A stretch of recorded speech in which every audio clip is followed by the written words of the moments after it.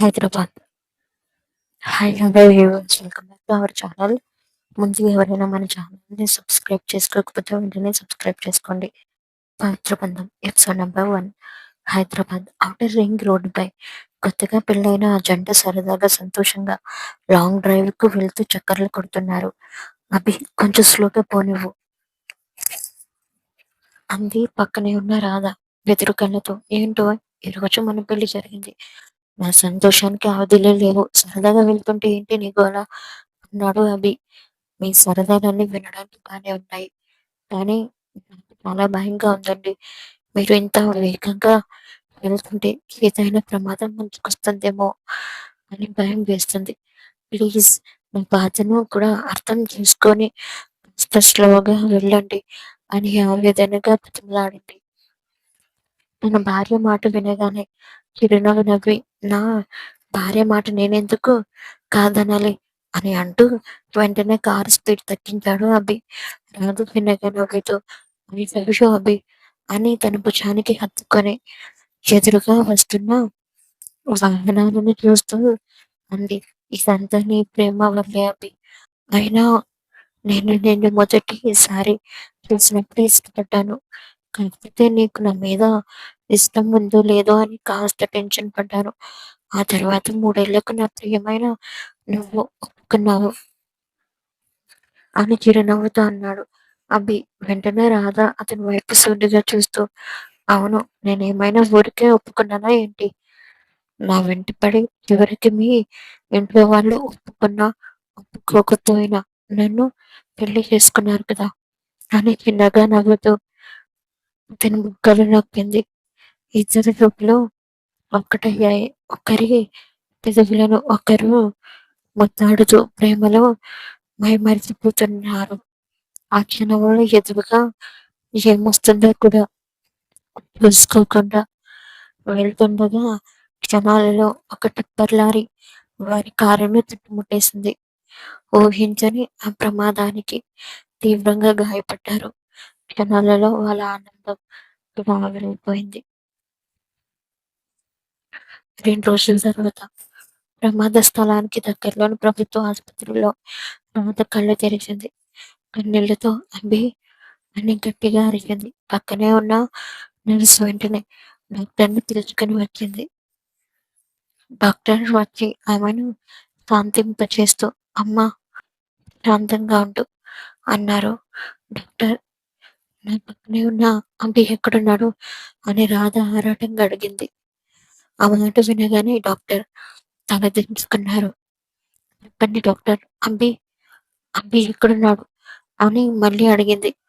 నీ నీతో వచ్చిన అతను చనిపోయాడమ్మా అని డాక్టర్ చెప్పడంతో రాధ అభి అని గట్టిగా అరిచింది. లేదు, మీరు ఏదో అబద్ధం చెబుతున్నారు. నా భర్తను నాకు చూపించండి, ప్లీజ్, మీకు దండం పెడతాను అని కన్నీళ్లతో బ్రతిమలాడింది. పక్కనున్న సిస్టర్ మెల్లగా మాట్లాడుతూ, అవునమ్మా, నీతో వచ్చిన ఆ అబ్బాయి చనిపోయాడు. ఇక్కడే ఉన్న శ్మశాన వాటికలో అతని తల్లిదండ్రులు దహన సంస్కారాలు కూడా పూర్తి చేశారు అని చెప్పింది. ఆ మాట వినగానే స్పృహ తప్పి పడిపోయింది రాధ. అరగంట తర్వాత మెల్లగా స్పీడ్లోకి రావడంతో అబ్బి అంబి అని మెల్లగా లేచింది. నర్స్ తనని ఓదారుస్తూ, నాకు తెలుసమ్మా, నువ్వు బాధపడుతున్నట్లు, కానీ ఇదే నిజం అని మెల్లగా అంది. నిర్జీవంగా మారి, ఆ ప్లేస్ ఎక్కడ ఉందో చూపించండి అని కన్నీళ్లతో అడిగింది రాధ. వెంటనే వీల్ చైర్ లో అక్కడ అసిస్టెంట్ సహాయంతో దగ్గరలోని శ్మశాన వాటికకు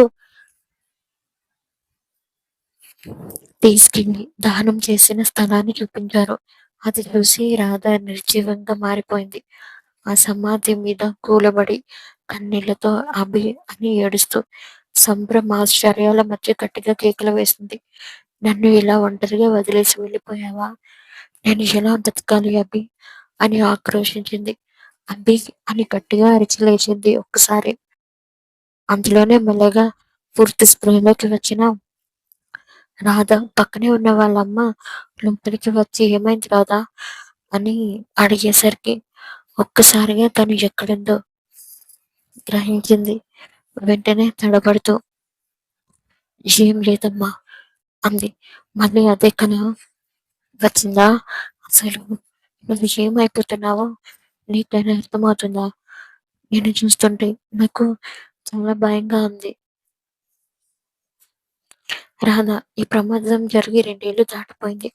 అయినా నువ్వు ఆ జ్ఞాపకాల నుంచి బయటకు రాలేకపోతున్నావు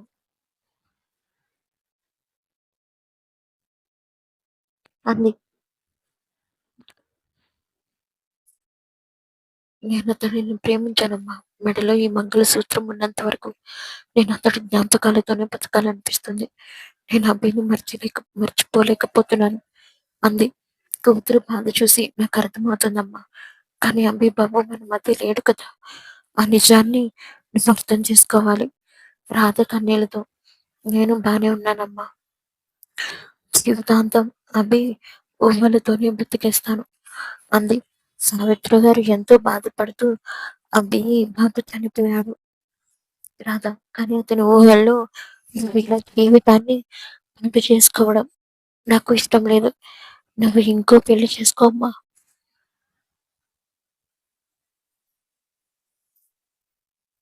అని నచ్చ చెప్పి ప్రయత్నం చేశారు. రాధ తల్లి వైపు సూటిగా చూస్తూ నాకు అభితోనే పెళ్ళైంది.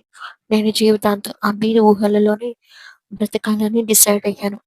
ఇకపై ఈ విషయం గురించి నా దగ్గర మాట్లాడుకో అంటూ వెంటనే వాష్‌రూమ్ కి వెళ్ళి రెడీ అయ్యి వచ్చింది. అక్కడే ఉన్న నావీ బ్లూ కలర్ చీరను కట్టుకొని అద్దంలో తనని తాను చూసుకుంది. ఎదురుగా ఉన్న అద్దంలో అభి నవ్వుతున్నట్లు ఆమెకు కనిపించాడు. చిరునవ్వులు చిందిస్తున్న అతని సొట్టబుగ్గలు అద్దంలో కనిపించేసరికి రాధ కష్టంగా తన కన్నీళ్లను ఆపుకుంటూ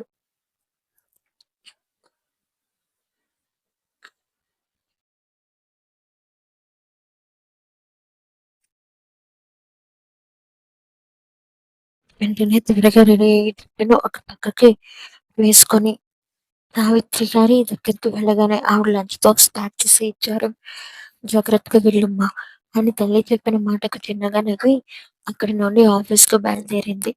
బస్సులో ప్రయాణిస్తుండగా రాధకు కాలేజీ రోజుల్లో మొదటిసారి పరిచయమైన సన్నివేశం గుర్తుకొచ్చింది. కాలేజీలో తన సీనియర్స్‌తో వేరే దారి లేక ఒక బెట్ కట్టి తనే వెళ్లి అభికి ప్రపోజ్ చేసింది. కానీ అభి దాన్ని చాలా సీరియస్‌గా తీసుకున్నాడు. అప్పటి నుంచి తన వెంట పడుతూనే ఉన్నాడు. చివరికి 3 ఏళ్ల తర్వాత తన ప్రేమను ఒప్పించాడు కూడా. అలా పెద్దల అనుమతి లేకుండానే ఇద్దరూ పెళ్లి చేసుకున్నారు.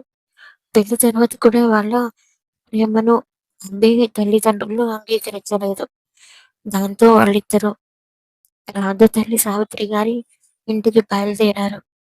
ఆ ప్రయాణంలోనే ఆ భయంకరమైన యాక్సిడెంట్ జరిగి అభి దూరమయ్యాడు. ఇప్పటికీ ఆఫీస్ నుండి రాగానే రాధ కొంతసేపు శ్మశాన వాటికలో అతని సమాధి దగ్గర కూర్చొని ఏడుస్తూ తన బాధను పంచుకుంటూ ఉంటుంది. ఆర్కే ఇండస్ట్రీస్ ఆఫీస్ ప్రాంగణంలో అడుగు పెడుతూనే అక్కడున్న సెక్యూరిటీ గార్డ్‌కి ఐడీ కార్డ్ చూపించి లోపలికి వెళ్ళింది. లిఫ్ట్ ఎక్కిన తన ఆఫీస్ క్యాబిన్ ఉన్న ఫ్లోర్‌లోకి చేరుకుంది. ఎప్పటిలానే వచ్చి తన సీట్‌లో కూర్చొని వర్క్ చేసుకుంటుంది. అప్పుడే తన ఫ్రెండ్ శ్వేత దగ్గరకు వచ్చి మాట్లాడుతూ, "రాధా, ఈరోజు మన కంపెనీ బాస్ పుట్టినరోజు అంట. సాయంత్రం పార్టీకి వెళ్దామా?" అని అడిగింది. రాధ విరక్తిగా నవ్వుతూ, "నాకిష్టం లేదు శ్వేత. మీరే వెళ్ళండి" అంది. "అదేంటి రాధా, నువ్వు రాకపోతే ఎలా చెప్పు? ప్లీజ్ నా బంగారం కదా! వస్తావు కదా!" అని బ్రతిమలాడింది శ్వేత. "శ్వేత ప్లీజ్ నన్ను ఇబ్బంది పెట్టకు. నేను రాను. నీకు తెలుసు కదా! నాకు పార్టీలు, క్లబ్‌లు, పబ్‌లు అంటే అస్సలు ఇష్టం ఉండవని" అని తేల్చి చెప్పేసరికి శ్వేత నిట్టూరుస్తూ విడిచింది. "అంతేలే, మాలాంటి వాళ్ళతో నువ్వెందుకు వస్తావులే" అంటూ శ్వేత బొంగమూతి పెట్టింది. రాధ చిన్నగా నవ్వుతూ, "నా జీవితంలో సంతోషమంతా అభి తనతో పాటే తీసుకుని వెళ్ళిపోయాడు శ్వేత. ఇప్పుడు నేను మీతో గచ్చిన ముభావంగానే ఉంటాను తప్ప సంతోషంగా గడపలేను. దయచేసి నన్ను బలవంతంగా చేయకు ప్లీజ్ అని అంది. ఇంకా ఆ అబ్బి కోసమే ఆలోచిస్తున్నావా రాధా అని శ్వేత అడిగింది. నా ఊపిరి ఉన్నంత వరకు నా అబ్బి జ్ఞాపకాలే కదా నాకు తోడు. అలాంటప్పుడు తన గురించి ఆలోచించకుండా ఎలా ఉంటాను చెప్పు అని రాధ ప్రశాంతంగా బదులిచ్చింది. శ్వేత నిట్టూర్పు విడిస్తూ భర్త చనిపోతే చాలా మంది మళ్ళీ పెళ్లి చేసుకొని కొత్త జీవితం మొదలు పెడతారు. కానీ నువ్వేంటి ఇలా అతడి జ్ఞాపకాలతోనే ఉండిపోయావు? దీనిని పిచ్చితనం అనుకోవాలో లేక పిచ్చి ప్రేమ అనుకోవాలో నాకు అర్థం కావట్లేదు అని అంది. రాధ విరక్తిగా నవ్వుతూ నువ్వు ఏమనుకున్నా నాకు పర్లేదు శ్వేత అంది. రాధ మాటలకు శ్వేత ఏమీ అనలేక నిశ్శబ్దంగా ఉండిపోయింది. సరేలే రాధా, నీ మనసు మార్చడం నా వల్ల కాదు, నేను వెళ్తున్నాను అని చెప్పి శ్వేత తన సీట్ వైపు వెళ్ళిపోయింది. ఆ తర్వాత రాధ తిరిగి తన వర్క్లో మునిగిపోయింది. కానీ మనసంతా ఆ జ్ఞాపకాల చుట్టూనే తిరుగుతుంది. ప్రశాంతంగా సాగిపోతున్న ఆ సమయంలో ఆఫీస్ ఫ్లోర్లో ఒక్కసారిగా కలకలం మొదలైంది. కంపెనీ చైర్మన్ ఈ రోజే పుట్టినరోజు జరుపుకుంటున్న ఆ బాస్ క్యాబిన్ వైపు వెళ్తున్నాడని ఉద్యోగులందరూ ఆతృతగా నుంచొని చూస్తున్నారు. రాధ మాత్రం దేన్ని పట్టించుకోకుండా ల్యాప్టాప్ వైపు చూస్తూ తన పని తాను చేసుకుంటుంది. అప్పుడే ఒక గంభీరమైన అడుగుల చప్పుడు. అతడు రాధ సీట్ పక్క నుంచి నడుచుకుంటూ వెళ్తున్నాడు. అతడు కోట్ల వ్యాపారానికి అధిపతి కంపెనీ చైర్మన్ కృష్ణ. సీటు వేసుకొని చాలా గంభీరంగా నడుచుకుంటూ వెళ్తున్నాడు. ఆఫీస్ ఉద్యోగులందరూ అతనికి శుభాకాంక్షలు చెబుతుంటే కృష్ణ గంభీరమైన ముఖంతో తల ఊపుతూ తన క్యాబిన్ వైపు సాగిపోయాడు. అతడు తన క్యాబిన్ లోపలికి వెళ్తుండగా ఒక్క క్షణం ఆగి వెనక్కి తిరిగాడు. అతని పదునైన చూపులు రాధ వైపు పడ్డాయి. కృష్ణ చూపు తనపై పడడంతో రాధ గుండె ఒక్కసారిగా వేగంగా కొట్టుకుంటుంది. అతడి గంభీరమైన రూపం, ముఖంలో ఉన్న కాఠిన్యం ఆమెను క్షణకాలం నిశ్చేష్టురాలనై చేశాయి. తను వెంటనే కోలుకొని మళ్ళీ తన ల్యాప్టాప్ వైపు దృష్టిని మరల్చింది. అతడు క్యాబిన్ లోపలికి వెళ్ళగానే ఆఫీస్ లో ఉన్న ఉద్యోగులందరూ ఊపిరి పీల్చుకున్నారు. శ్వేత మెల్లగా రాధ సీట్ దగ్గర పరిగెత్తుకొచ్చి చూసావా రాధా, ఆయనే మన చైర్మన్ కృష్ణ గారు. ఎంత హ్యాండ్సమ్ గా ఉన్నారు కదా, కానీ ఆయన కోపం సీరియస్నెస్ చూస్తేనే అందరికీ వణుకు పుడుతుంది అని విసుగుసలాడింది. రాధ ఏమీ మాట్లాడకుండా కేవలం చిన్నగా తల ఊపింది. ఆమె మనసు మాత్రం ఏ భావోద్వేగానికి లోను కాకుండా నిశ్చలంగా ఉంది. తన జీవితంలో అభికి తప్ప వేరొకరికి చోటు లేదని ఆమెకు బాగా తెలుసు. అంతలో ఇంతలో చైర్మన్ క్యాబిన్ నుండి పిఏ బయటకు వచ్చి రాధ గారు,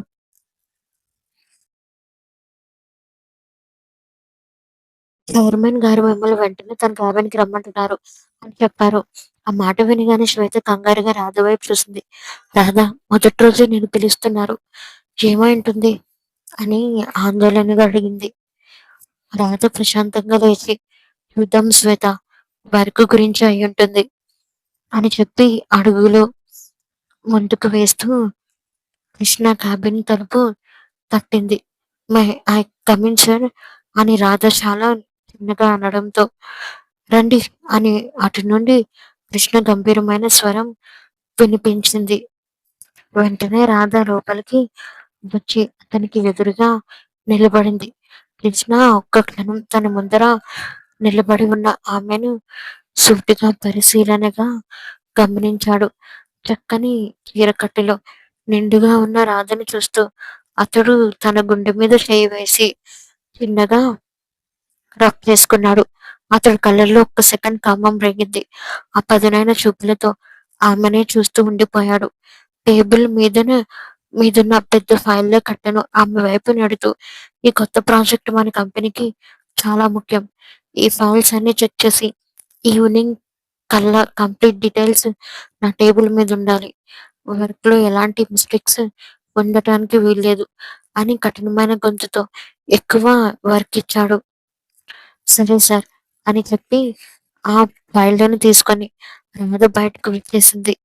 తన సీటు వద్దకు వచ్చి తీవ్రమైన టెన్షన్‌తో ఆ ఫైల్స్ తిరగేయడం మొదలుపెట్టింది.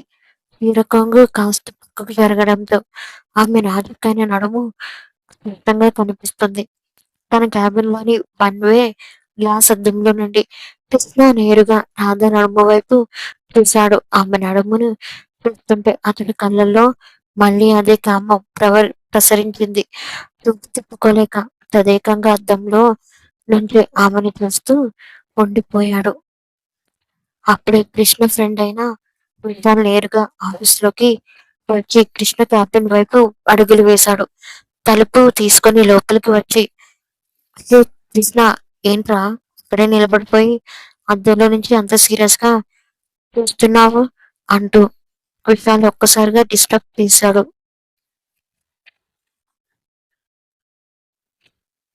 కృష్ణ ఉలిక్కిపడి వెంటనే తన చూపులను తిప్పుకొని గంభీరంగా మారాడు. వెంటనే ముఖంలోని కోపాన్ని నింపుకొని విశాల్ వైపు చూస్తూ, "ఎందుకొచ్చావురా?" అని గంభీరంగా, కాస్త కోపంగా అడిగాడు. విశాల్ అతని కోపాన్ని అస్సలు పట్టించుకోకుండా నవ్వుతూ, "అమ్మా, ప్రతిదానికి అంత సీరియస్ అయిపోతావేంట్రా? నార్మల్ గానే వచ్చాను. ఈ రోజు నీ బర్త్‌డే కదా! రాత్రికి పబ్‌కి వెళ్దాం అని చెప్పడానికి వచ్చాను" అని చాలా క్యాజువల్‌గా అన్నాడు. కృష్ణ సమాధానం చెప్పకుండా జేబులో నుంచి ఒక సిగరెట్ తీసి వెలిగించాడు. పొగను గాల్లోకి వదులుతూ అద్దంలో నుంచి మళ్ళీ రాధ వైపు చూస్తూ ఉండిపోయాడు. విశాల్ అతడి చూపులను గమనించి అద్దంలో నుంచి రాధ వైపు చూస్తూ, "ఏంట్రా అలా చూస్తున్నావు?" అని ఆశ్చర్యంగా అడిగాడు. కృష్ణ సిగరెట్ పొగను గాల్లోకి వదులుతూ వికృతంగా నవ్వి, "పబ్‌లో ఎంతో మంది అమ్మాయిలు మినీ ఫ్రాక్స్ వేసుకొని నా చుట్టూ తిరుగుతుంటారు. కానీ ఫస్ట్ టైమ్ రా దాన్ని చూస్తుంటే నా గుండెల్లో ఏదో అలజడి రేగుతుంది.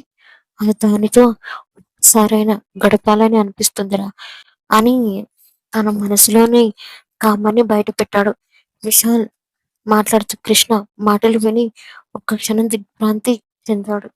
అతడి ముఖంలో నవ్వు మాయమై తీవ్రమైన ఆశ్చర్యం ఆవహించింది. "ఏంటి కృష్ణ, నువ్వు మాట్లాడేది ఆఫీస్‌లో ఉన్న ఎంప్లాయీ గురించే? ఇలా మాట్లాడుతున్నావా?" అని విశాల్ అడిగాడు.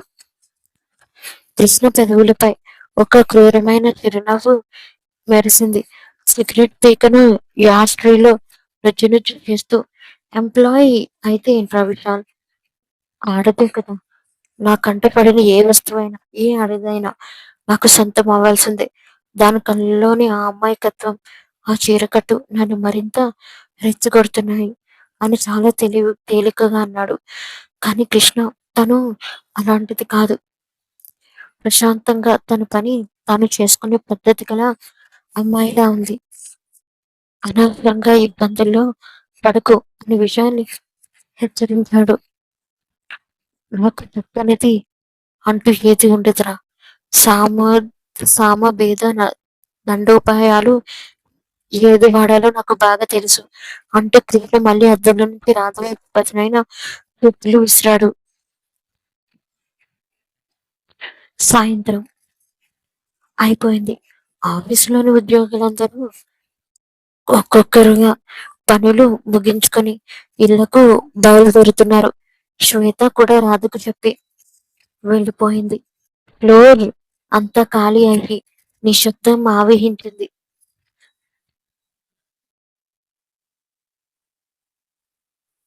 రాధ మాత్రం టేబుల్ మీద ఉన్న ల్యాంప్ వెలుగులో కృష్ణ ఇచ్చిన వర్క్ పూర్తి చేయడానికి తీవ్రంగా శ్రమిస్తుంది. ఆ నిశ్శబ్దంలో ఉన్నటువంటి గంభీరమైన అడుగుల చప్పుడు వినిపించింది. రాధ తల ఎత్తి చూసేసరికి కృష్ణ ఆమె టేబుల్ ముందుకు వచ్చి నిలబడ్డాడు. సూట్ బటన్ తీసి చేతులు జేబులో పెట్టుకొని ఆమెనే సూటిగా చూస్తున్నాడు. అతడి చూపుల్లో ఆ కామం, గంభీరత స్పష్టంగా కనిపిస్తున్నాయి. ఆ నిశ్శబ్ద వాతావరణంలో బాస్ తన సీట్ దగ్గరకు నేరుగా రావడంతో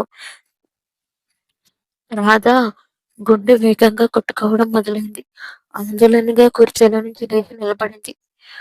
ఇంకా వర్క్ పూర్తి కాలేదా రాధా?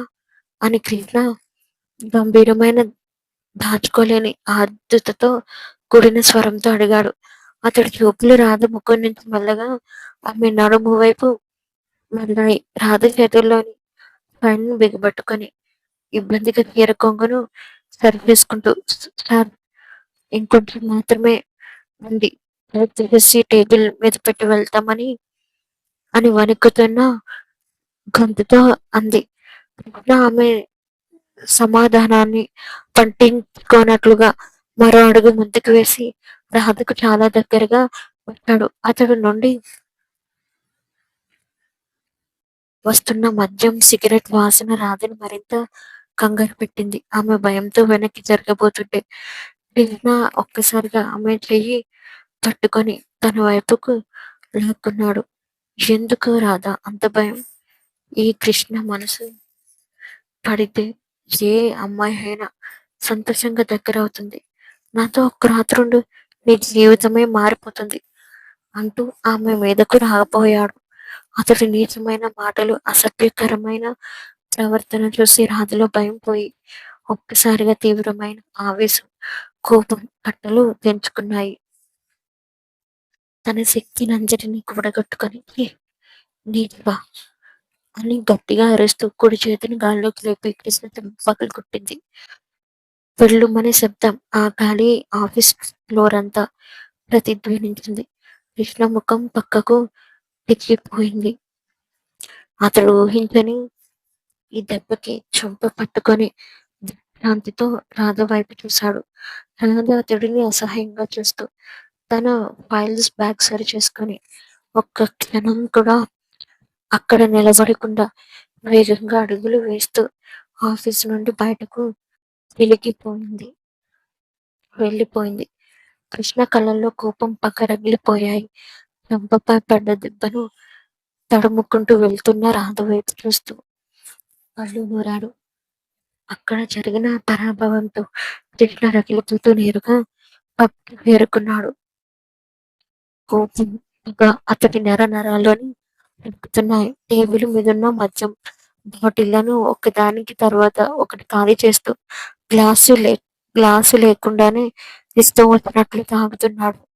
అతడి ముఖంలో రగులుతున్న ఆవేశాన్ని, చెంప మీద ఎర్రగా కందిపోయిన ఆ దెబ్బ గుర్తును చూసి పక్కనే కూర్చున్న విషయాలు ఆపుకోలేక బిక్కరగా నవ్వడం మొదలుపెట్టాడు. ఏంట్రా కృష్ణ, ఇది కోట్ల వ్యాపారానికి అధిపతివి. నువ్వు సాయం చేస్తే పడిపోయే అమ్మాయిలు ఎంతో మంది ఉన్నారు. అలాంటిది ఒక సాధారణ ఎంప్లాయీ చేతిలో దెబ్బ తిని ఇలా తాగుతున్నావా అంటూ విషయం నవ్వుతూ ఎగతాళి చేశాడు. కృష్ణ చేతిలో ఉన్న గ్లాసును బల్లపై గట్టిగా కొట్టాడు. ఆ దెబ్బకి గ్లాస్ ముక్కలైంది. అతడి కళ్ళు రక్తం ఓడుతున్నట్లుగా ఎర్రగా మారాయి. నవ్వుతావేంట్రా విక్రాంత్? ఈ కృష్ణకి నో చెప్పే ధైర్యం ఇప్పటికీ వరకు ఏ ఆడదానికి లేదు. అలాంటిది ఆ రాధ నా చెంప చెల్లుమనిపిస్తుందా అని పన్ను నోరుతో అరిచాడు. చెప్పాను కదరా కృష్ణ, తను మిగతా అమ్మాయిలాంటిది కాదు. నేను తేనె తుట్టెను కదిలించుకో అని ఇప్పుడు చూడు నీ బర్త్‌డే రోజు ఎలాంటి గిఫ్ట్ ఇచ్చిందో అని విశాల్ నవ్వుతూనే మళ్ళీ రేకెత్తించాడు. కృష్ణ మద్యం సీసాని నోటికి ఎత్తుకొని గుటగుట తాగేసి కళ్ళు తుడుచుకుంటూ క్రూరమైన నవ్వు నవ్వాడు. దానికి పొగరు ఎక్కువైంది విశాల్. ఆ దెబ్బతో నాలో ఉన్న కామం కాస్త పగగా మారిపోయింది. ఆ రాధ నన్ను కొట్టిన ఈ చేతుల్లోనే నా కాళ్ళ దగ్గర మోకరిల్లేలా చేయకపోతే నా పేరు కృష్ణనే కాదు. రేపటి నుంచి దానికి అసలైన నరకం అంటే ఏంటో చూపిస్తాను అని కసితో రగిలిపోతూ అన్నాడు. ఆఫీస్ నుంచి నేరుగా ఇంటికి చేరుకున్న రాధ కోపంతో, అసహాయంతో రగిలిపోతూ వాష్‌రూమ్‌లోకి వెళ్ళింది. పంపు తిప్పి కృష్ణ తన చేయి పట్టుకున్న చోట సోప్‌తో పదే పదే గట్టిగా రుద్ది కట్టుకోవడం మొదలుపెట్టింది. చర్మం ఎర్రబడి కందిపోతున్నా సరే, ఆ స్పర్శే ఏదో పెద్ద పాపంలా భావిస్తూ ఆవేదనతో ఊపిరి పీల్చుకోలేకపోయింది.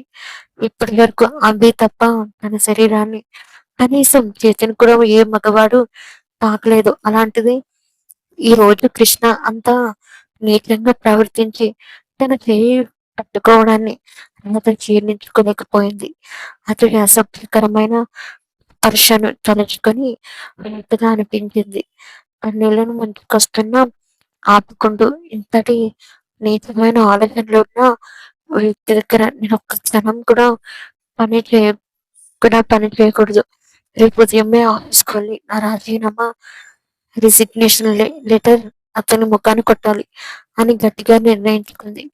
మరుసటి రోజు ఉదయాన్నే రాధ మనసంతా రగిలిపోతున్న ఆవేశంతో నిద్రలేచింది. వెంటనే ఒక పేపర్ తీసుకొని ఆఫీస్‌కొచ్చి రాజీనామా చేస్తున్నట్లుగా లేఖ రాసింది. కృష్ణ ముఖాన విసిరికొట్టి ఆ నరకం నుంచి బయటపడాలని కసితో ఆఫీస్‌కు బయలుదేరింది. ఆఫీస్‌లో అడుగు పెట్టగానే రాధని చూడగానే కొందరు సహోద్యోగులు వింతగా గుసగుసలాడుతూ చూశారు. నిన్న రాత్రి జరిగిన సంఘటన ఎవరికైనా తెలిసిపోయిందా అనిపించిన రాధ దేన్ని పట్టించుకోకుండా నేరుగా కృష్ణ క్యాబిన్ వైపు అడుగులు వేసింది. తలుపు తట్టి గంభీరమైన అడుగులతో లోపలికి వెళ్ళింది. కృష్ణ తన కుర్చీలో కూర్చొనున్నారు. నిన్న రాత్రి రాధ కొట్టిన దెబ్బకి అతడి చెంప మీద చిన్నగా ఎరుపు ఇంకా కనిపిస్తూనే ఉంది. కానీ అతడి ముఖంలో ఎలాంటి పశ్చాత్తాపం లేదు. పైగా ఒక క్రూరమైన నవ్వు మునుపటి కంటే రెట్టింపైన పొగరు స్పష్టంగా కనిపిస్తున్నాయి. రాధ తన చేతిలోని రాజీనామా లేఖను కృష్ణ టేబుల్ మీద విసిరికొడుతూ, నేను ఈ కంపెనీలో ఒక్క క్షణం కూడా పని చేయాలనుకోవట్లేదు సార్. ఇది నా రిజైన్ లెటర్ అని కృష్ణ కఠినం కఠినంగా అంది. కృష్ణ అది తిరిగేసి చూసి బిగ్గరగా నవ్వాడు. ఆ నవ్వులో పరిహాసం, పొగరు నిండున్నాయి. నెమ్మదిగా కుర్చీలో నుంచి లేచి టేబుల్ ముందుకు వచ్చి నిలబడ్డాడు. రాజీనామానా? రాధా, ఈ ఆర్కే ఇండస్ట్రీస్ లో చేరడం మీ ఇష్టం. కానీ ఇక్కడ నుండి బయటికి వెళ్ళడం మాత్రం నా ఇష్టం అని ప్రశాంతంగా బెదిరింపు స్వరంతో అన్నాడు. నాకు ఇష్టం లేని చోట నన్ను ఎవరు బలవంతంగా ఉంచలేరు సార్. నేను ఇప్పటికే డిసైడ్ అయ్యాను. నేను వెళ్తున్నాను అని రాధ వెనక్కి తిరిగి వెళ్ళబోయింది. ఆగండి రాధా అని కృష్ణ గంభీరంగా అన్నాడు. అతడు టేబుల్ మీదున్న ఒక బాండ్ పేపర్ ఫైల్ ని రాధ వైపు నెడుతూ, మీరు కంపెనీలో జాయిన్ అయినప్పుడు మూడేళ్లు బాండ్ సైన్ చేశారు.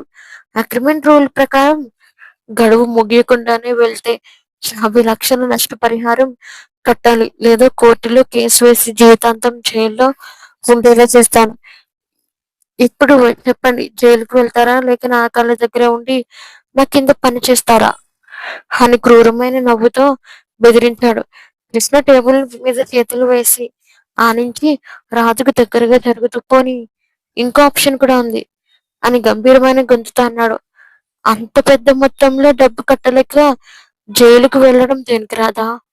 దానికి ఇంకో ఆప్షన్ కూడా ఉంది. రాధ అతడి వైపు తీవ్రమైన కోపంతో చూస్తుంది.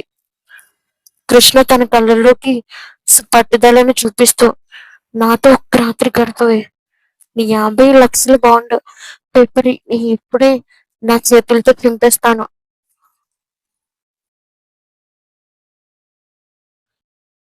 నీకు ఈ ఆఫీస్ నుంచి శాశ్వతంగా విముక్తి లభిస్తుంది అని కఠినమైన షరతు విధించాడు. ఆ మాట వినగానే రాధ తీవ్రమైన ఆవేదనకి, కోపానికి లోనైంది. ఛీ! డబ్బు, అధికారం ఉన్నాయి కదా అని అందరినీ శాసించగలనని నీ పొగరు త్వరలోనే నమ్మసిపోతుంది. నేను చచ్చినా నీ ముందు లొంగిపోను. ఏం చేసుకుంటావో చేసుకో అని ఆవేశంగా అంది. కృష్ణ తన ముఖంలో ఎలాంటి అల్లజడి లేకుండా శాంతంగా నవ్వి, చాయిస్ నీదే రాధా.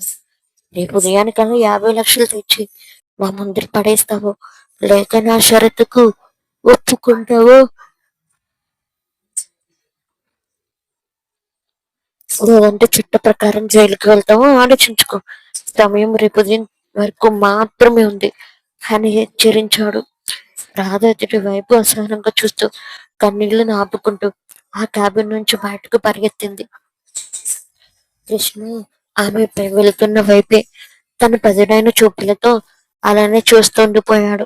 ఆఫీసు నుండి బయటకు వచ్చిన రాధ కళ్ళల్లోని నీళ్లను ఆపుకోలేక నేరుగా అభి సమాధి ఉన్న చోటుకి చేరుకుంది.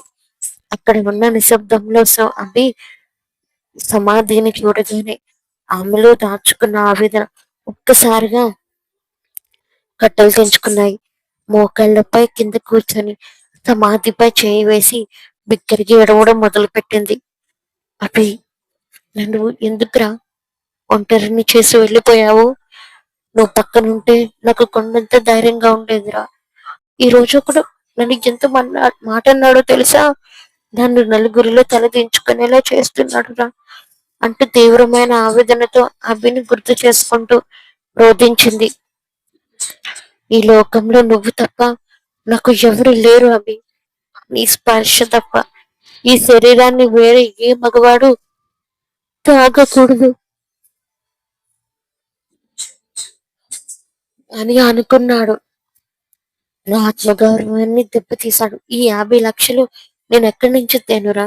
జైలుకన్నా వెళ్తాను, కానీ నీ స్థానంలో నా జీవితంలోకి ఆ కృష్ణని రానివ్వనురా అభి అంటూ సమాధిపై తల వాల్చి కన్నీరు మున్నీరుగా విలిపించింది.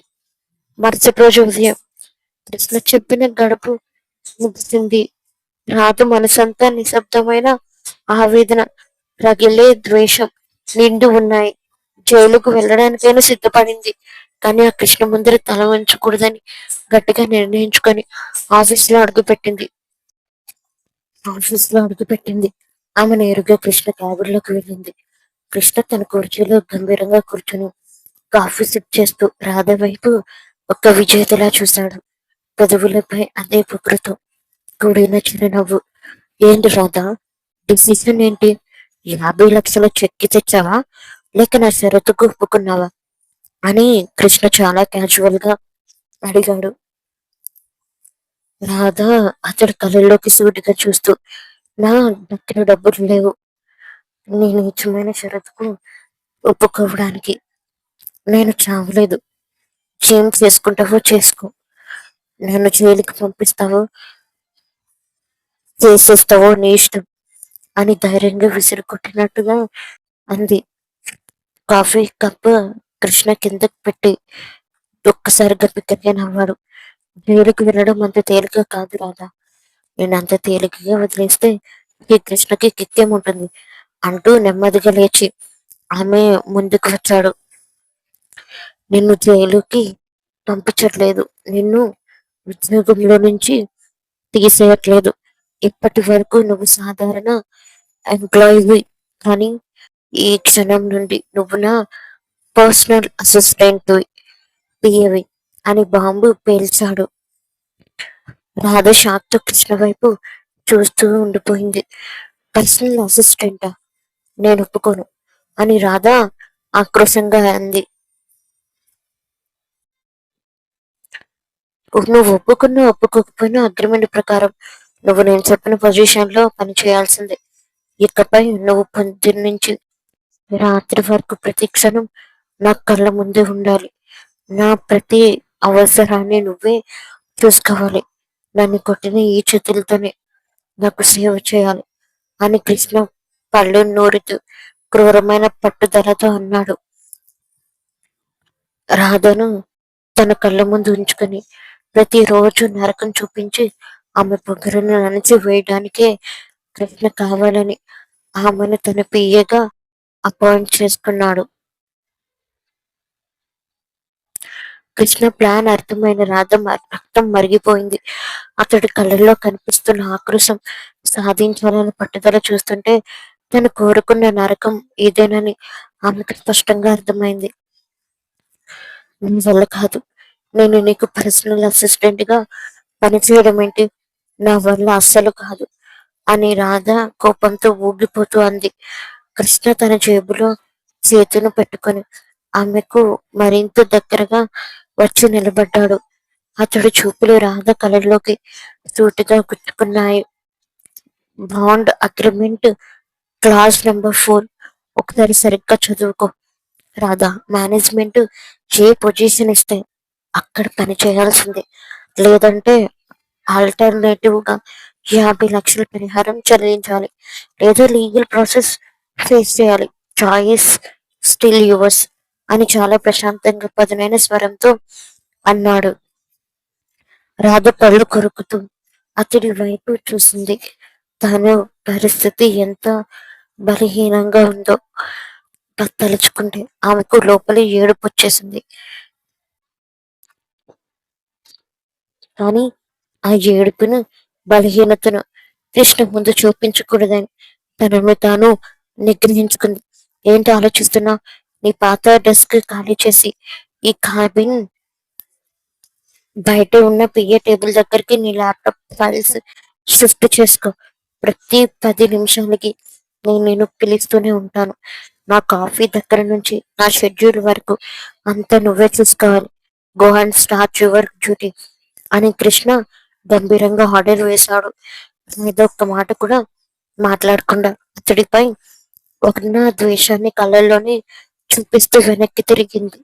క్యాబిన్ బయటకు వచ్చి తన డెస్క్ దగ్గర ఉన్న సామాన్లన్నీ సర్దుకుంటుంటే ఆఫీస్ ఉద్యోగులందరూ ఆశ్చర్యంగా చూడసాగారు. రాధ హృదయం భయంతో, ఆవేదనతో వేగంగా కొట్టుకుంటుంది. ఇది ఈ రాక్షసుడు కళ్ళ ముందు ప్రతి క్షణం ఎలా ఉండును అని మనసులోనే రోధిస్తూ కృష్ణ క్యాబిన్ బయట ఉన్న పిఏ సీట్లో వచ్చి కూర్చుంది. అప్పుడు క్యాబిన్ లోపల ఉన్న 1 వే గ్లాస్ అద్దంలో నుంచి కృష్ణ తన సీట్లో కూర్చొని ఇబ్బంది పడుతున్న రాధను చూస్తూ తన విజయాన్ని ఆస్వాదిస్తున్నట్లుగా పెదవులపై ఒక గంభీరమైన చిరునవ్వు చిందించాడు. కృష్ణ క్యాబిన్ ఇంటర్కామ్ గంట మోగడంతో రాధ గుండె ఒక్కసారిగా జారినట్లయింది.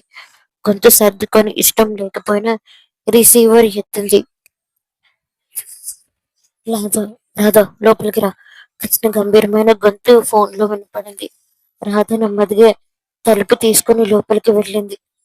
కృష్ణ తన పెద్ద ఎగ్జిక్యూటివ్ చైర్ లో కూర్చొని కోటు బటన్ విప్పుతూ ఆమె వైపు పదునైన చూపులు విసిరాడు. పిఏగా నీ మొదటి పని నాకు స్ట్రాంగ్ బ్లాక్ కాఫీ తీసుకురా, వితౌట్ షుగర్, 5 నిమిషాల్లో నా టేబుల్ మీద ఉండాలి అని కమాండింగ్ గా అన్నాడు. రాధ పళ్ళు బిగబట్టి సరే సార్ అని చెప్పి బయటకు వచ్చి కాఫీ తయారు చేసి తెచ్చింది. కాఫీ కప్పును అతడి టేబుల్ మీద పెడుతుంటే కృష్ణ కావాలని తన వేళ్లను ఆమె వేళ్లకు తగిలించాడు. రాధ ఉలిక్కిపడి వెనక్కి తగ్గింది. కృష్ణ కాఫీ సిప్ చేసి ముఖం చిట్లించాడు. ఏంటిది రాధా, కాఫీ ఎంత చల్లగా ఉందో చూడు. నాకు నా టేస్ట్ కి తగ్గట్టు పని చేయడం నేర్చుకో. వెళ్ళి మళ్ళీ వేడి చేసుక తీసుకురా అంటూ ఆ కాఫీని పక్కన పడేసినట్టు పెట్టాడు. రాధకు అతడు కావాలని వేధిస్తున్నాడని అర్థమైంది. కోపంతో కాఫీ కప్పు తీసుకొని బయటకు వెళ్ళి మళ్ళీ వేడి కాఫీ తెచ్చి ఇచ్చింది. ఈసారి కృష్ణ కాఫీ తాగి గ్లాస్ క్యాబ్ నుంచి నన్ను సరిగ్గా గమనించు. నేను సైగ చేయగానే లోపలికి రావాలి. ఇకపై నా private schedules, evening club visitings కూడా నువ్వే మేనేజ్ చేయాలి అని పేపర్స్ ఆమె వైపు విసిరాడు. రాధ కాగితాలను ఆతు అందుకుంటూ సరే సార్, నేను పిఏగా నా ఆఫీస్ వర్క్ మాత్రమే చేస్తాను. మీ పర్సనల్ విషయాలు నాకు అనవసరం అని కఠినంగా అంది. కృష్ణ లేచి నిలబడి టేబుల్ దాటి ఆమెకు చాలా దగ్గరగా వచ్చి ఆగాడు. నువ్వు నా పర్సనల్ అసిస్టెంట్ రాధా. నా ఆఫీస్, నా పర్సనల్ రెండు ఒక్కటే. నీకు నచ్చినా నచ్చకపోయినా నేను చెప్పింది చేయడమే నీ పని. వెళ్ళి నీ సీట్లో కూర్చో అని ఆమె ముఖంలోకి చూస్తూ హెచ్చరించాడు. రాధ ఆవేదనతో ద్వేషంతో రగిలిపోతూ బయటకు వచ్చి తన సీట్లో కూర్చుంది. అద్దంలోంచి కృష్ణ చూపులు తనని వెంటాడుతుండటంతో అందుకు ప్రతి క్షణం ఒక నరకంలా తోచసాగింది. మధ్యాహ్నం సమయం దాటింది. రాధ తన సీట్లో కూర్చొని సిస్టంలో డేటా ఎంట్రీ చేస్తుంది. మనసంతా కృష్ణ వేధింపులు. ఆఫీస్ వాతావరణంలో అశాంతిగా ఉంది. సరిగ్గా అప్పుడే కృష్ణ క్యాబిన్ తలుపు తెరుచుకొని బయటకు వచ్చాడు. అతడి చేతిలో కార్ కీస్ ఉన్నాయి. రాధా, బ్యాగ్ తీసుకో, బయటకు వెళ్తున్నాం అని కృష్ణ గంభీరంగా ఆదేశించాడు. రాధ ఆశ్చర్యంగా తలనెత్తి చూసి బయటకు సార్, ఈ రోజు క్లయింట్ మీటింగ్స్ ఏవి షెడ్యూల్ అయ్యలేవే అని సందేహంగా అడిగింది. పిఏవి నువ్వు షెడ్యూల్ నేను డిసైడ్ చేస్తాను. పిఏ నువ్వు షెడ్యూల్స్ నేను డిసైడ్ చేస్తాను. నా వెంట రావడం నీ పని. ఆర్గ్యుమెంట్స్ వినే మూడ్లో నేను లేను అని కృష్ణ పదునుగా అంటూ ముందుకు సాగాడు. అది వేరే దారి లేక తన హ్యాండ్ బ్యాగ్ నోట్ ప్యాడ్ తీసుకుని అతడు వెనకాలే నడిచింది. ఆఫీస్ దాటి పార్కింగ్ ఏరియాకు చేరుకున్నారు. కృష్ణ తన లగ్జరీ డోర్ అన్లాక్ చేసి ఫ్రంట్ సీట్ లో కూర్చో అని కమాండ్ చేశాడు. నేను వెనక కూర్చుంటాను సార్, రాధ ఇబ్బందిగా అంది. కృష్ణ డోర్ పట్టుకొని ఆమె కళ్ళలోకి క్రూరంగా చూస్తూ, నేను డ్రైవర్ని కాదు రాదా, మా పక్కనే కూర్చోవాలి, చెప్పింది అని గద్దించాడు. రాజు పళ్ళు బిగబెట్టి గుండెల్లో భయాన్ని అణచిపెట్టుకుంటూ ఫ్రంట్ సీట్ లో కూర్చుంది. కృష్ణ స్టార్ట్ చేసి కృష్ణ కార్ స్టార్ట్ చేసి చాలా వేగంగా ఆఫీస్ ప్రాంగణం నుంచి బయటకు తీశాడు. కారులో ఉన్న ఎయిర్ కండిషనర్ చల్లదనంలో కూడా రాధకు చెమటలు పడుతున్నాయి. కృష్ణ వెళ్తున్న వేగానికి ఆమె సీట్ బెల్ట్ ను గట్టిగా పట్టుకుంది. నువ్వు మనం ఎక్కడికి వెళ్తున్నాం సార్? రాధ వణుకుతున్న గొంతుతో అడిగింది. కృష్ణ ఆమె వైపు ఒక్కసారిగా పక్క చూపులు చూసి పెదవులపై ఒక గూఢమైన నవ్వుతో, మా గెస్ట్ హౌస్ కి అక్కడ ఒక ఇంపార్టెంట్ క్లయింట్ ప్రైవేట్ డీల్ ఉంది అని అన్నాడు. గెస్ట్ హౌసా అన్న మాట వినగానే రాధకుండే ఒక్కసారిగా ఆగిపోయినంత పనైంది. కృష్ణ మనసులో ఏమందో తలుచుకొని ఆమె కళ్ళల్లో భయం స్పష్టంగా కనిపించసాగింది. కారు నగర శివార్లలోని ఒక నిర్జీవమైన ప్రాంతంలో ఉన్న గ్రాండ్ గెస్ట్ హౌస్ ముందుకు వచ్చి ఆగింది. చుట్టూ పెద్ద చెట్లు, ప్రశాంతమైన వాతావరణం. కానీ రాధ గుండె మాత్రం వేగంగా కొట్టుకుంటుంది. కృష్ణ కార్ ఆపి ఇంజిన్ ఆఫ్ చేశాడు. దిగు రాధా అని గంభీరంగా చెప్పి తను కిందకు దిగాడు. రాధ వణుకుతున్న చేతులతో కారు తలుపు తీసి బయటకు వచ్చింది.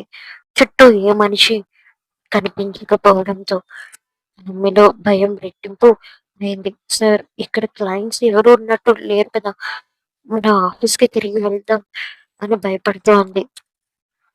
కృష్ణ ఆమె మాటలను పట్టించుకోకుండా గెస్ట్ హౌస్ మెట్లెక్కుతూ ముందు లోపలికి రా అని హుకుం జారీ చేశాడు. రాధ అడుగులు ముందుకు పడకపోయినా వేరే దారి లేక అతడు వెనకాలే లోపలికి వెళ్ళింది. గెస్ట్ హౌస్ లోపల రాయల్ ఫర్నిచర్, చీకటి వెలుగుల కాంతులు ఉన్నాయి. రాధ మన లోపలికి రాగానే కృష్ణ తలుపు వేసి లాక్ చేశాడు. ఆ శబ్దానికి రాధ ఉలిక్కిపడి వెనక్కి తిరిగింది. సార్, డోర్ ఎందుకు లాక్ చేశారు అని ఆందోళనగా అడిగింది.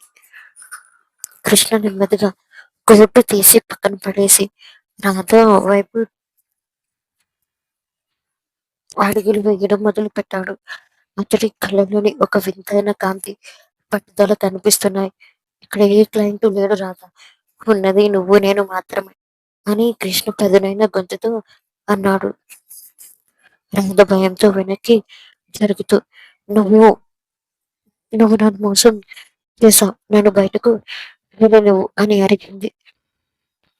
కానీ వెనక్కి ఉన్న గోడకి ఆమె వీపు తగిలి ఆగిపోయింది. కృష్ణ ఆమెకు అతి దగ్గరగా వచ్చి గోడపై రెండు చేతులు ఆనించి రాధను మధ్యలో బంధించాడు. అతడి ధ్యాస రాధ ముఖానికి తగులుతుంది. ఆ రోజు ఆఫీసులో నన్ను కొట్టి వెళ్ళావు కదా, ఈ కృష్ణకు ఎదురు తిరిగితే పరిణామాలు ఎలా ఉంటాయో నీకు చూపించాలి. ఈ రాత్రి నువ్వు ఇక్కడే నా ముందే ఉండబోతున్నావు అని కృష్ణ ఆమె కళ్ళలోకి చూస్తూ క్రూరమైన నవ్వు నవ్వాడు. రాధ గుండె వేగంగా కొట్టుకుంటుంది. ఆపద ముంచుకొచ్చిందని గ్రహించి తన సర్వశక్తులు ఒడ్డి కృష్ణ రొమ్ముపై చేతులు పెట్టి గట్టిగా తోసేసింది. నిన్ను తాకడానికి నీకు ఎంత ధైర్యం రా అని ఆవేశంతో అరిచింది. రాధ అంత బలంగా తోసేసరికి కృష్ణ ఊహించక రెండు అడుగులు వెనక్కి నిలబడ్డాడు. ఆ తోపులాట హోరులో రాధ కట్టుకున్న చీర బయట కొద్దిగా పక్కకు జరిగి ఆమె మెడలో బాగున్న నల్ల పూసల తాళి బయటపడింది. అంతవరకు చీర కొంగు మడతలో దాగి ఉన్న ఆ పసుపు తాడు రాగి రంగు తాలిబట్టు వెలుగులో మెరిసిపోయాయి. కృష్ణ చూపు ఒక్కసారిగా ఆ తాలిపై పడింది. అతడి కళ్ళు ఆశ్చర్యంతో విప్పారాయి. ముఖంలోని కామం, ఆక్రోశం క్షణాల్లో మాయమై తీవ్రమైన దిగ్భ్రాంతి ఆవహించింది. నీకు నీకు పెళ్ళయిందా అని కృష్ణ నోటు మాట రానట్లు ఆగి అడిగాడు. రాధ వెంటనే వణుకుతున్న చేతులతో తాళిని గట్టిగా పట్టుకొని బయటను సరిచేసుకుంటూ కన్నీళ్లతో అతడి వైపు ద్వేషంగా చూసింది. అవును, నాకు పెళ్ళైంది. ఈ తాళి నా ప్రాణం కంటే ఎక్కువ. నీలాంటి నీచుడి కోసం నా మానాన్ని, నా తాళి పవిత్రతను బలివ్వను అని రాధ గుండెలు పగిలేలా ఏడుస్తూ అంది. రాధ నోటి నుంచి ఆ మాట వినగానే కృష్ణ ముఖంలో నిశ్శబ్దం ఆవహించింది. కానీ మరుక్షణమే అతడి నుంచి ఒక బిగ్గరగా వికటంగా నవ్వు బయటకు వచ్చింది. నిశ్శబ్దమైన గెస్ట్ హౌస్ లో అతడి నవ్వు ప్రతిధ్వనించింది. గది నలుమూలల ఆ నవ్వు వినపడుతుంటే రాధకు ఒళ్ళు జలధరించింది. కృష్ణ తనలా చూస్తూ పొట్ట పట్టుకొని బిత్తరగా నవ్వుతుండటం చూసి ఆమెకు ఏమీ అర్థం కాలేదు. ఆ నవ్వులో పరిహాసం ఉందో, కోపం ఉందో, లేక మరేదైనా ఉందో తెలియక రాధ పిచ్చిదానిలా అయిపోయింది. రాధ చేతులతో తాళిని మరింత గట్టిగా పట్టుకొని భయంతోనూ తీవ్రమైన అనుమానంతోనూ అతని వైపు చూసింది. ఏం ఎందుకు అలా నవ్వుతున్నారు? ఎందుకు నవ్వుతున్నా అని అడుగుతున్నాను అని రాధ అనుమానంగా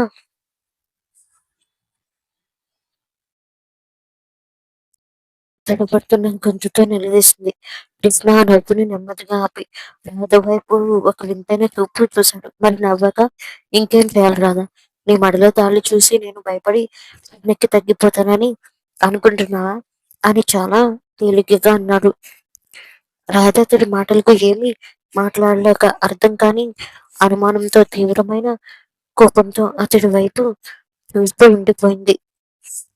కృష్ణ తన వాచ్ వైపు చూసుకొని షూట్ బటన్ సరి చేసుకుంటూ గంభీరంగా గొంతు సర్దుకున్నాడు. సరే కానీ పదం కింద క్లయింట్స్ వచ్చారు అని ముభావంగా అన్నాడు. రాధ ఒక్కసారిగా షాక్ అయింది. క్లయింట్స్? మీరు నాతో అబద్ధం చెప్పలేదా అని ఆశ్చర్యంగా అడిగింది. ఈ కృష్ణ మాటల్లో ప్రతిదీ ఒక ప్లాన్ ప్రకారమే ఉంటుంది రాధా. కింద ఇంపార్టెంట్ క్లయింట్ మీటింగ్ ఉంది. నిర్దేశ చీర కొంగు సరి చేసుకొని 5 నిమిషాల్లో కిందకి రా. మీకు ఏదో అక్కడ పేపర్ డెమో ప్రజెంట్ చేయాలి అని కృష్ణ కఠినమైన స్వరంతో చెప్పి డోర్ అన్లాక్ చేసి బయటకు నడిచాడు. రాధకు అతడి ప్రవర్తన అసలు అర్థం కాక దానిలా అయిపోయింది. క్షణం క్రితం రాక్షసుడిలో ప్రవర్తించిన మనిషి మరుక్షణమే ఏమీ జరగనట్టు బిజినెస్ మ్యాన్ గా మారిపోవడం చూసి దిగ్భ్రాంతి చెందింది. వెంటనే తన తాళిని లోపలికి దాచుకొని చీర కొంగు సరి చేసుకుంటూ ప్రశాంతంగా ఊపిరి పీల్చుకుని అతడి వెనకాలే కిందకి నడిచింది. కింద క్లయింట్స్ కు రాధ ప్రాజెక్ట్ డెమో చాలా పర్ఫెక్ట్ గా ఇచ్చింది. మీటింగ్ విజయవంతంగా ముగిసాక ఇద్దరు కలిసి ఆఫీస్ కి తిరిగి కారులో వెళ్ళడానికి కారులో బయలుదేరారు. కారు రోడ్డుపై వేగంగా వెళ్తుంది. రాధ సైడ్ మిర్రర్ వైపు చూస్తూ సైలెంట్ గా కూర్చుంది. కృష్ణ కార్ డ్రైవ్ చేస్తూనే పక్కన ఉన్న రాధ వైపు ఒక్కసారిగా చూసి, ఏంటి రాధా, చాలా భయపడిపోయినట్టున్నావు అని ముభావంగా అడిగాడు. రాధ మనసులోనే అనుకుంటూ, మరి రాధా అని సనుక్కుంది. కృష్ణ కొద్దిసేపు నిశ్శబ్దంగా ఉండి గంభీరమైన గొంతులో, అవును రాధా, నిజంగానే నీకు పెళ్ళయిందా అని అడిగాడు. ఆ మాట వినగానే రాధ కళ్ళల్లోని కన్నీళ్లు సర్రున వచ్చాయి. అతడు తన బలహీనత కనిపించకూడదని వెంటనే కన్నీళ్లను తుడుచుకుంది. గొంతు తడబడుతుంటే, "ఆ, అవును" అని అంది. మరి నీ భర్త ఏం చేస్తారు అని కృష్ణ సాధారణంగానే అడిగాడు. రాధకు ఒక్కసారిగా అభి జ్ఞాపకాలు అతడితో గడిపిన తీపి క్షణాలు, అతడి సమాధి ముందర తాను పడ్డ వేదన అంతా కళ్ళ ముందు మెతుడు గుండెలు పిండేసింది. కన్నీళ్లతో చనిపోయారు అని తడబడుతూ ఉంది. ఆ మాట వినగానే కృష్ణ ఒక్కసారిగా షాక్ తో కారును రోడ్డు పక్కన సడన్ బ్రేక్ వేశాడు. కారు టైర్లు రోడ్డుపై గట్టిగా అరుస్తూ ఆగాయి. రాధ భయంతో ముందుకు తూలి పడిపోయి ఆగింది. కృష్ణ కళ్ళు విప్పార్చి రాధ వైపు తీవ్రమైన దిగ్భ్రాంతితో చూస్తూ, ఏంటి అని బిగ్గరగా అడిగాడు. రాధ తన కన్నీళ్లను ఆపుకోలేక భుజాలు ఎగిసిపడేలా ఏడుస్తూ, అవును, తని చనిపోయారు అని అంది. రాధ సీట్ బెల్ట్ పెట్టుకొని ముఖం చేతుల్లోకి దాచుకొని బిక్కరగా ఏడవసాగింది. అతను నన్ను ఒంటరిని చేసి వెళ్ళిపోయాడు సార్. ఈ లోకంలో నాకు ఆ దేవుడు మిగిల్చిన ఏకైక గుర్తు ఈ తాళి మాత్రమే. దీని పవిత్రతను కాపాడుకోవడానికి నేను ఇంతకాలం పోరాడుతున్నాను అని రాధ హృదయ విదారకంగా రోధించింది. కృష్ణ ఏమీ మాట్లాడలేకపోయాడు. కొద్దిసేపు నిశ్శబ్దం ఆవహించాక కృష్ణ తన కళ్ళల్లోని అలజడిని దాచుకుంటూ, మరి నువ్వు రెండో పెళ్లి చేసుకోవచ్చు కదా రాధా అని గంభీరంగా అడిగాడు. ఆ మాట వినగానే రాధ కన్నీళ్లు నాపి అతడి వైపు తీవ్రమైన విరక్తితో పదునైన చూపులతో చూసింది. నా చేతుల్లో నా భర్త అభి మాత్రమే. అభి తర్వాత ఆ స్థానంలో నేను వేరే ఎవరిని ఊహించుకోలేను, ఊహించను కూడా అని గంభీరంగా కోపంతో విసిరి కొట్టినట్లు అంది. రాధ మాటల్లో ఉన్న ఆ పట్టుదల, పవిత్రత కృష్ణ హృదయానికి సూటిగా గుచ్చుకున్నాయి. అతడు మరో మాట మాట్లాడలేక నోరెళ్ళబెట్టాడు. నేను చనిపోయే వరకు ఈ తాళి అన్ని జ్ఞాపకాలు మాత్రమే. నా ప్రాణం డబ్బుంది కదా అని అందరినీ, అన్ని బంధాలను కొనేయచ్చని అనుకోకండి సార్ అని రాధ తకేసి చెప్పి కారు డోర్ తీసి వేగంగా కిందకు దిగిపోయింది. కృష్ణ కారులోనే ఉండిపోయాడు. రాధ కళ్ళలో కనిపించిన ఆ పట్టుదల, అభి పట్ల ఆవేదన, ఆరాధన అతడికి జీవితంలో ఎన్నడూ ఊహించని ఒక కొత్త అనుభూతిని కలిగించాయి. ఆమె వెళ్తున్న వైపు చూస్తూ కృష్ణ ఆలోచనల్లో మునిగిపోయాడు. ఇంటికి చేరుకొని చేరుకునేసరికి చాలా ఆలస్యమైంది. రైలులో ఎదురు చూస్తున్న సావిత్రి గారు రాధను చూడగానే ఆందోళనగా అడిగారు, ఏంటమ్మా రాధ, ఇంత లేటుగా వచ్చావు, ఫోన్ కూడా చేయలేదు, ఎంత కంగారు పడ్డానో తెలుసా. రాధ తన మనసులోని అల్లజడిని బయటకు కనిపించనీయకుండా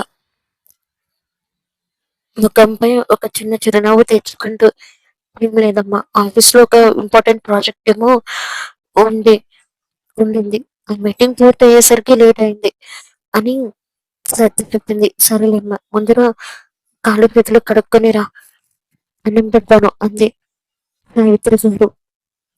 రాధకు అసలు ఆకలిగా లేదు.